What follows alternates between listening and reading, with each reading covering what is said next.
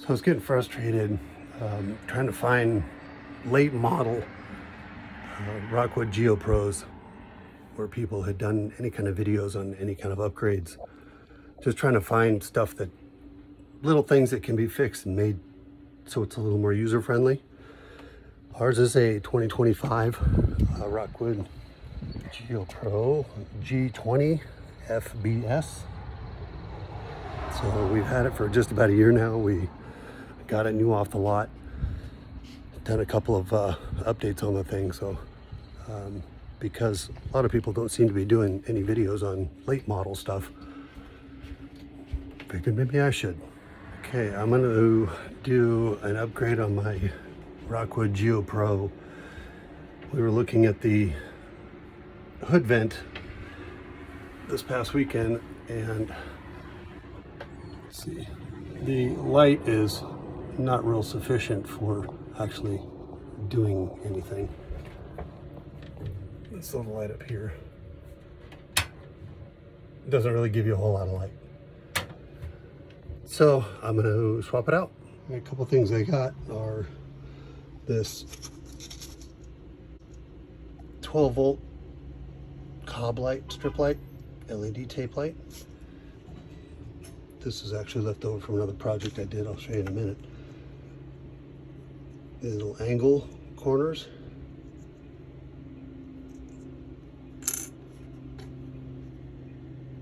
Little terminals. Need some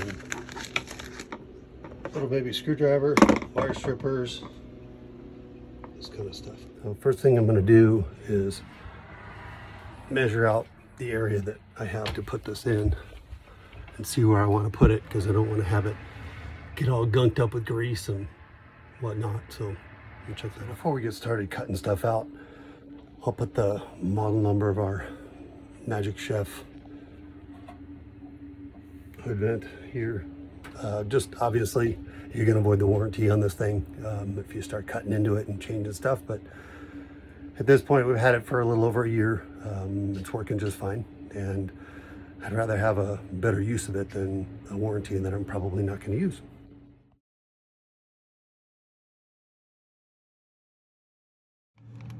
So this was initially 16.4 feet, can't really see it because I added that on there. 16.4 feet of cob light. This is 3000 K, so it's nice, warm, kind of a not yellowish, but not blue, bright white blue light either. So this is what I got to start to do the light underneath the sink, underneath the lip of the sink that I did here. This. Let's go back a little ways. With the dimmer, all that. So that's left over from this. So what I got is about 57 inches around, and that's from here over to here, up underneath here, and all the way back here. But I only have 52 inches left of this. So with the corners and the ends, I'm going to go ahead and I'm going to be an inch or two back from this back corner back here anyway. All right, so first thing we're going to do is we're going to open up the existing light, get that taken out. Go ahead and lay this down so you can see up underneath what I'm doing. So I'm going to, there's just two little screws here. Probably can't see it real easily in the video, but one here, one here. They're both Phillips head. I'm going to go ahead and take both of those out.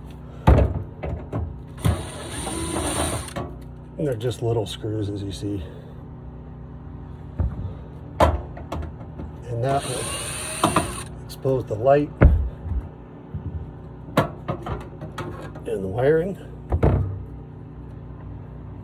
So here's the switches up here. It's just 12 volts, so not really any major shock hazard or anything like that. I am an electrician, so it's I'm a little less concerned about it than some people might be. If you are that concerned about it, go ahead and shut off your breakers, disconnect from power, shut off your battery, using your battery shut off, whatever you might need. So these are the two lines that I'm actually going to expose. in order to take them off of this little chintzy light and put them on to the tape light. Okay, so I'm going to start by snipping off the old light. I am going to cut it a little short, just in case sometime in the future I want to put this little junky little light back in. So hopefully you can see, but I'm just going to take this and snip these to where I still have enough wire left on them that I can attach to them if I really wanted to. For now, I'm just disconnecting that. I'm going to set this aside. And don't really need that because that's going to be rerouted back into my light, which is going to be up underneath here. So take these two, strip these guys out. This is about, let's see, say 20 gauge stranded. Get that. We can see that. We'll twist those up so they don't get all frayed. Do the same thing here. Oh, picked the wrong size. 20 gauge strand. There we go.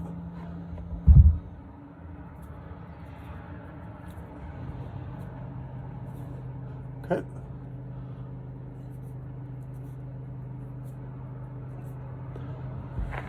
Okay, so now since my wiring up here is going to start roughly in the middle, I'm going to cut this light in half, and I'm going to go halfway this way and half going this way. That makes sense. So I'll start in the center and move my way this way, and then start in the center this way and move my way this way. I'm only doing that because these wires are roughly in the middle, and I would have to get them all the way around over to back over here if I'm going to start from here and go this way all the way around. So it takes a little more time, a little more difficult to do 2 runs, one this way and one that way, but it's going to look a lot cleaner in the end. Looking at my cob light, my tape light, so I can do this one-handed. There's these little, you probably better see it over here. These little copper tabs. You have to cut the stuff in the middle of those tabs, otherwise you're gonna, if I cut this here, this whole last little piece won't light up. If I cut it here, this whole piece won't light up. So you got to cut that right in the middle. If you're going to cut it, you have to cut it right in the middle. So when I take this last little piece that I had left over from my last project, and I fold it in half, not literally, but I get close to folding it in half, what I see is that I'm going to have to pick one or the other. I'm not going to be able to fold it directly, completely, exactly in half, because if I did, I'd cut it right there, and it wouldn't, part of the light wouldn't work because it wouldn't be on one of those copper tabs, either there or there. So I cut the tab there. I just lay those there to hold them straight. But you can see that they're slightly longer length, one slightly longer than the other. Now, I think I'm going to be able to set this up so when I put the light up here, I won't start exactly center. I'll go like 1 inch off center and then run the long side this way and the short side this way. If you get lucky and you're able to actually cut this stuff right dead center, and one of those tabs is right in the middle, well, good for you, because then you can just do the easy math and go right directly from center. The thing you really want to take note of is, see if we can zoom in on that, is the little plus and the minus here. The minus obviously is negative terminal, the plus is a positive terminal. So when you look up here, the black is your negative, has to go to the minus sign, the negative, and the red has to go to your plus sign or the positive. If you don't do that correctly, it won't work. Okay, so one of the things I'm going to work on here is getting a put on my little headlight to make this a little easier, is getting the plus and the minus underneath this little terminal, because I want to get it on there even temporarily just to see how it's going to light up first. You just slide that guy in there. By the way, you have to make sure there's this side and then there's this side, and you can see there's a difference. This side is for wires and this side is for the tape light, because there's no separate, there's no plastic piece in the middle there dividing it. Make sense? Okay. We'll slide that guy in there just until those little copper pads get underneath those screw terminals, and we'll screw this guy down. I gotta hold it, so I'm kind of gonna block your view. Just tighten it down until it's snug. Let's see if you can see it on this side.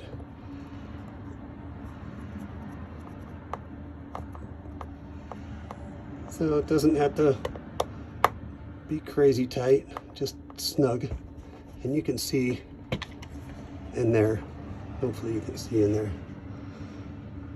that it's underneath the terminals there. So one other thing I'll do, just because I'm getting old and my eyesight's failing, so I'll look back to this negative. That's your polarity, right? I'll put a little stripe on this side with the Sharpie. Nobody's ever going to see that, but it'll help me know which one to put the black wire in when I get up underneath it. Okay, so we're back laying down here, and I'm going to temporarily connect these just to see how bright this stuff is when it's, because I'm going to have it laying down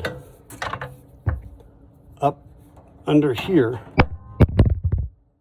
shining up this way, so it'll be reflecting off of this dark surface and then down towards our, where the phone's laying right now, where the actual work's going to get done.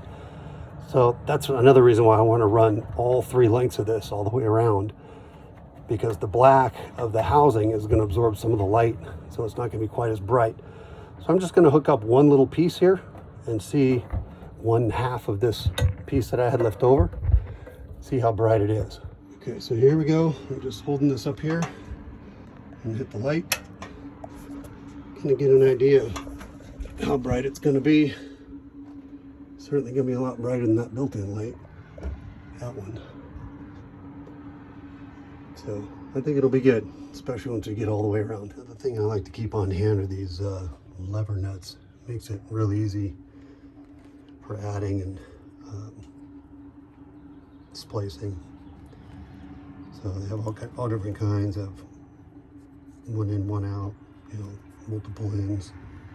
These ones we're going to be using 3 because I'm going 2 different directions and I have a wire coming from the switch. So I'll put the first wire into the switch and then 1 wire going each direction and out the other way. You just stick the wire in the end, snap these things down, holds the wire. Pretty easy. And they can be undone if you need to for some reason. Okay, so I've got my lever nuts in, my splice is done. These are ready. Close these so it make it easier to see. So I measured out this section up here at about 17.5 inches. Problem is that at 17.5, there were no little tab there, so I'm at 16 3/4, and then when I add this on there, that should get me pretty close to 17.5. So at the very least, I might have a tiny little gap up here of maybe like 1/4 inch where it's not the end of the world by any means. So when you're putting these guys on, you got to remember 2 things. First of all, the way you're mounting it, and also that the polarity needs to stay positive to positive, negative to negative. So this is going to be mounted this way with the light facing up, so I can mount it on this upper lip up here to, well, first of all, avoid getting grease and all that kind of stuff on it, but also because when I get around here, it's getting past this shield thing is the only way to get it past that without taking this completely out, and I don't want to take it completely out. I want it to look as original as possible. I just want more light out of it. So when we're putting these in, this will be representative of how it's going to be when it goes up in the ceiling, or sorry, up in the hood rather. So these little metal prongs on there, it'll be easier to see in person when you get them, but they need to, those little metal teeth in there need to bite down on those copper pads right there, and they need to be facing the correct direction. We get this laid out here, this laid out here, this is going to essentially go in here, and the other one will go in this way, but I need to make sure that the positive and the positive terminals are matching up. Another note here as well is to make sure that you peel back a little bit of this before you stick it underneath there. I can do it one-handed. Peel back a little of this paper so that when you're peeling it off later to stick it to the hood, it's not trapped underneath this little piece. Another note on this is that hopefully you can see the light, there's a little tray in there that the light actually goes in, and the flat part, in this case, the flat part, the sticky part is facing up, and the light is facing down. You can see the little tray in there where the light will go into, and then the little teeth in the top will bite down into that copper pad. Another thing to note on these is the little tabs, that oops, bend up and down. They can be undone. So if you snap these down, you just have to pry those little guys out, and then they'll pop back up like that. So they are undoable if you accidentally cross the polarity, or if you put it on upside down, which I've done many times before. You gotta pop these off, like kind of spread these two little prongs apart, this one, and then it'll lift back up. Okay, so I got these built now. The angles, remember they're gonna stick up and then on top. So the sticky part, this is representative of how it's going to be installed up there. Put a little elbow on there. These terminal connectors come with these little pads too, so sticky pads. You just stick one of those on the back like that, and that way you can stick that thing down so it's not up there flopping around while the tape is up there. So same thing with this one.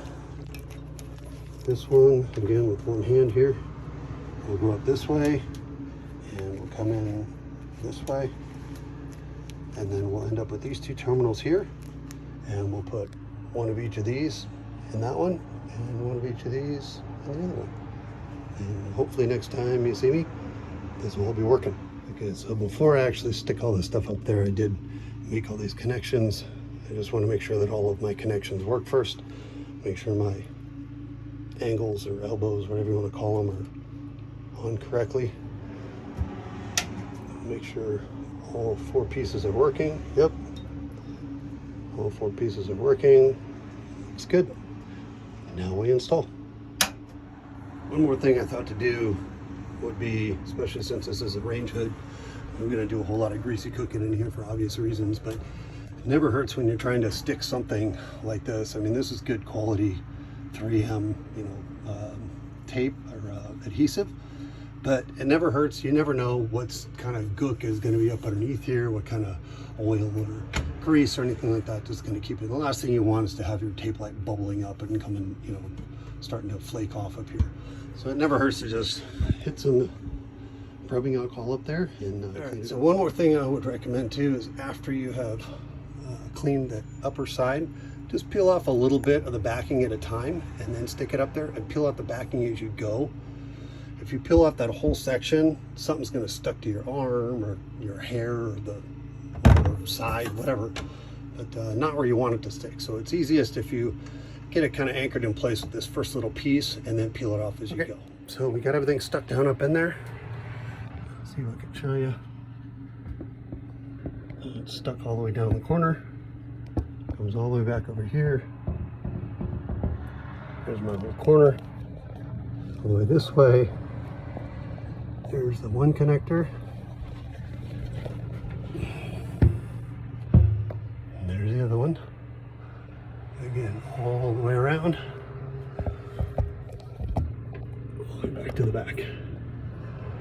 So now we'll see how much more that lights up. Ooh, that's a lot more. I think the wife will be happy.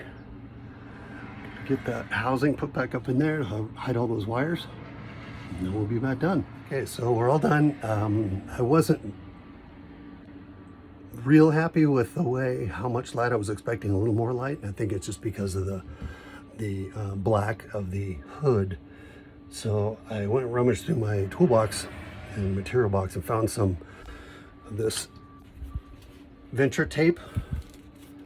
It's basically tin foil with sticky backing, and it's made for venting, for dryer ducts, for hood vents. So what I did is I stuck it up in there like so, just as a reflective surface. And all the way around, you can tell where I started because it looks a little jankier over here. But I did find that it ends up being significantly more light that you get out of it. So